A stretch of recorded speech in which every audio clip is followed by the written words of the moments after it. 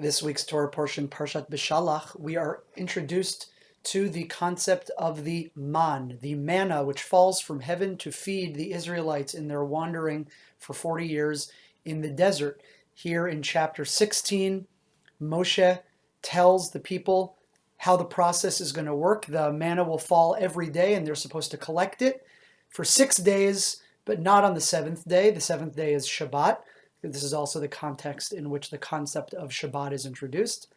And instead, on the sixth day, they're supposed to collect a double portion to feed them on the seventh.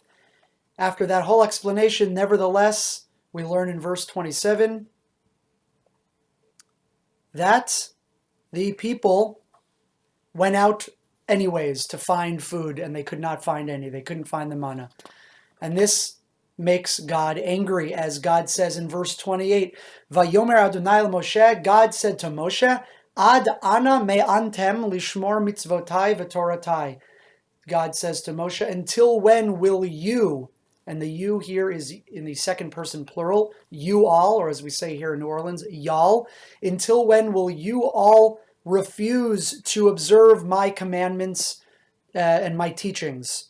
Now, this is a difficult line to understand because Moshe was not one of the people who went out to collect manna on the seventh day. It was other Israelites, some presumably somewhat small group of people. Why is Moshe being included in the plural here? Says Rashi, citing the Midrash in Masechet Bava Kamma, Mashal Hedyotu. This is a commonly known parable. Bahade hutza lake krava, that when you are trying to weed a thorn bush, sometimes the cabbage gets injured. It's an interesting parable.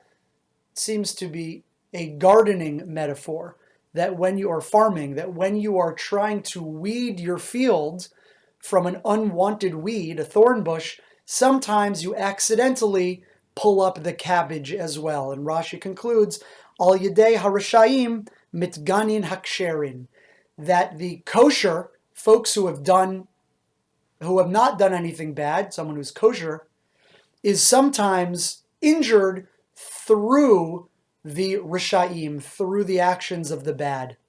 So let's unpack this. What does this comment of Rashi mean? It's a very fascinating midrash that seems to put God in the role of the gardener and in weeding out the bad people, here the Israelites who searched for manna on the seventh day. God so too uproots cabbage as well. Cabbage is Moshe, what you want. Now, I like the imagery of God as gardener, but there's a theological problem which arises here, which is, don't we say that God is omnipresent and omnipotent? God can do anything and everything.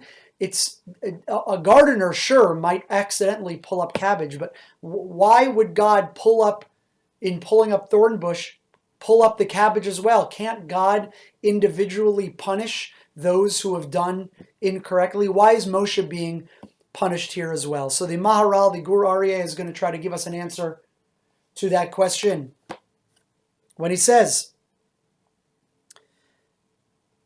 Hashta de Yisrael chatu, now that the Israelites have sinned, Moshe gam ken chata, Moshe also sinned. How so?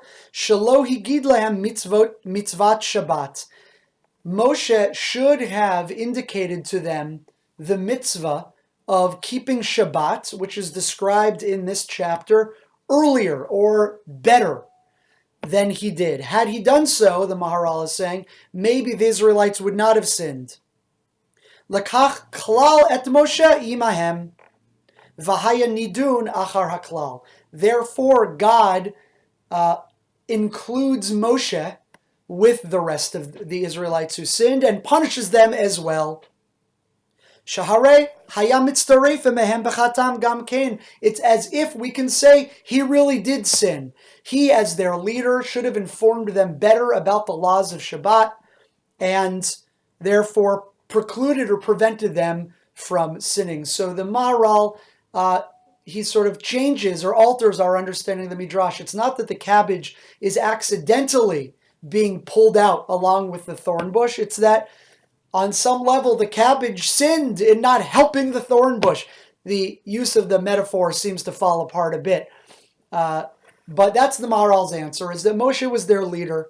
Moshe should have and is really punished not accidentally or sort of derech agav, incidentally, because of the sins of the Israelites, but is seen, he had responsibility as another Jew, as another Israelite, and as the leader of the people for their behavior. So the Maharal, I think, saps some of the poetic energy from the metaphor, but does help explain what's going on. So, but I do like to understand that metaphor on its own terms, and this beautiful notion of God as gardener, and that the cabbage is what we want to prevent, but sometimes you have to weed the garden, and those who err seen here as the thorn bushes. So it's a very beautiful and poetic image. Always a pleasure learning with you. More next week.